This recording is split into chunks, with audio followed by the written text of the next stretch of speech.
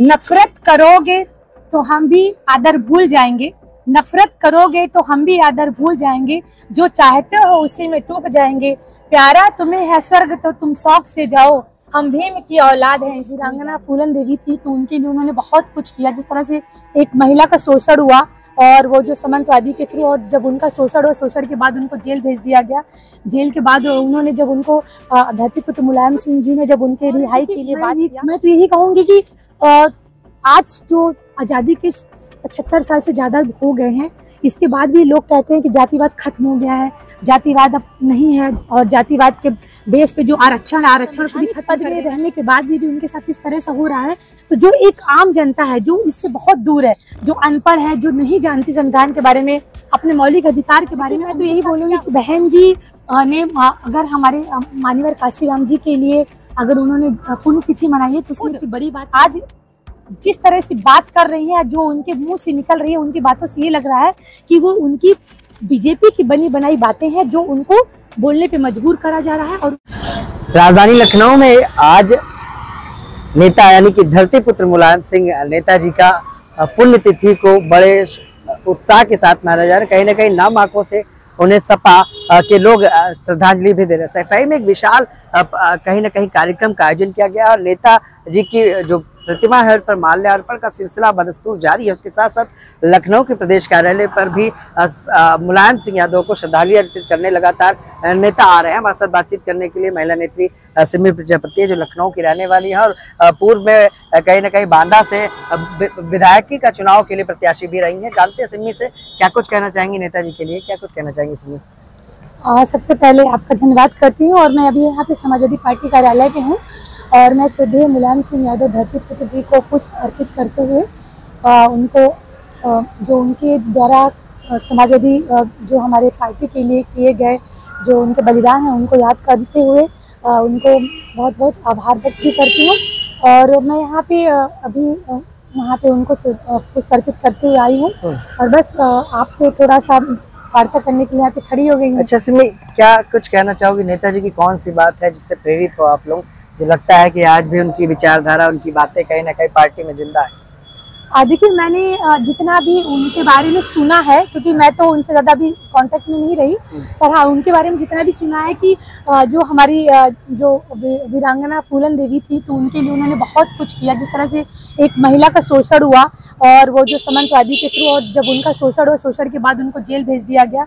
Jail के बाद उन्होंने जब उनको धरतीपुत्र मुलायम सिंह जी ने जब उनके रिहाई के लिए बात किया तो उनके बाद उस समय उनकी सरकार थी और रिहाई के बाद उनको उन्होंने सांसदी का टिकट भी दिया। और एक महिला के लिए बहुत सम्मान की बात थी कि उनको लोगों ने एक्सेप्ट किया। एक्सेप्ट करने के बाद उन्होंने मतलब अपने क्षेत्र का कई बार विकास भी किया और सदन में रह के उन्होंने अपनी बात भी रखी कि महिलाओं के साथ किस तरह से शोषण हुआ और किस तरह से उनको गरीबी में अपने जीवन को यापन करना पड़ा। उनकी एक मतलब ज़्यादा उम्र के व्यक्ति से शादी कर दी गई और बहुत गरीब होने की वजह से उनकी और कहीं सुनी भी नहीं गई। और उस समय जो मौजूदा उस समय की जो शासन प्रशासन था उनके साथ बहुत अत्याचार किया।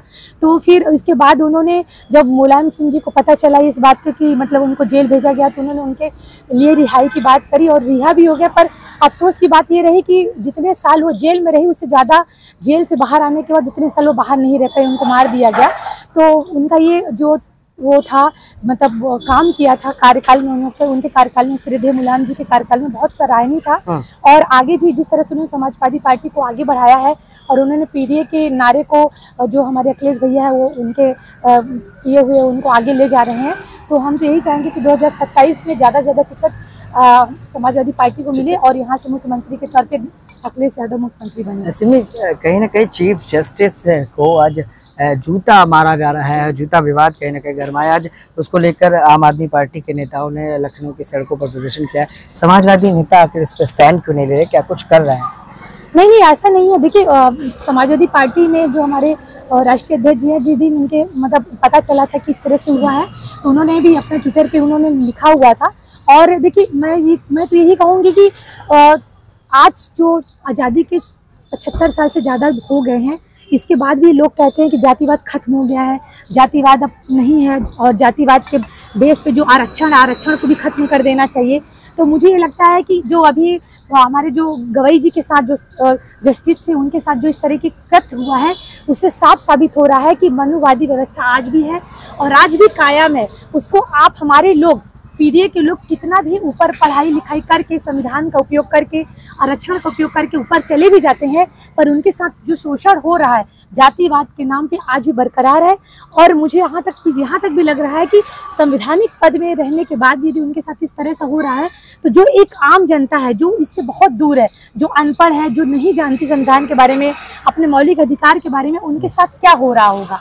तो ये बहुत अच्छा है कि आज भी हमारे लिए एक मैसेज जा रहा है कि हमको आज भी कितनी लड़ाई लड़नी है मनुवादियों से, और जो अपने लोग हैं उनको कितना सतर्क रहना होगा आज के समय में और 2027 में, कि किस तरह से हमें अपने लोगों की सरकार बनानी है जिससे हमारे लोगों के साथ जो अत्याचार हो रहा है, चाहे सुप्रीम कोर्ट में बैठे हों, चाहे एक आम जनता हो, यदि उनके साथ यदि अत्याचार हो रहा है तो ये साफ साबित हो रहा है कि आज भी संविधान को मानने वाले बहुत कम लोग हैं और संविधान को तोड़ने वाले ज़्यादा लोग हैं। इसमें आखिरी सवाल लेंगे। कल बसपा की रैली थी, मायावती ने अखिलेश यादव को दोगला कहते हुए कहा कि उनका साथ ना दे और कहीं ना कहीं किसी के नहीं है। पीडीए को लेकर भी टिप्पणी की है। मायावती को लेकर क्या कहना चाहेंगे? कल काशी राम की परिनिर्वाण दिवस मनाया गया और मायावती ने सीधे समाजवादी पार्टी पर हमला किया। देखिए, मैं तो यही बोलूँगी कि बहन जी ने अगर हमारे माननीय काशी राम जी के लिए अगर उन्होंने पुण्यतिथि मनाई है तो उसमें कोई बड़ी बात नहीं है, क्योंकि आज बहन जी जो 3 बार उत्तर प्रदेश की मुख्यमंत्री रही, सिर्फ और सिर्फ हमारे माननीय काशी राम जी की वजह से रही। वो हमारे समाज के एक समाज सुधारक की तरह समाज को एक बुनियादी नींव देने वाले थे, जिसकी वजह से 3 बार जो हमारे दलित, शोषित और अल्पसंख्यक लोग थे उनकी सरकार बनी, और उनके सरकार बनने के बाद उनको 3 बार मुख्यमंत्री का पद मिला और 3 बार उन्होंने सरकार में रह के लोगों के लिए काम किया।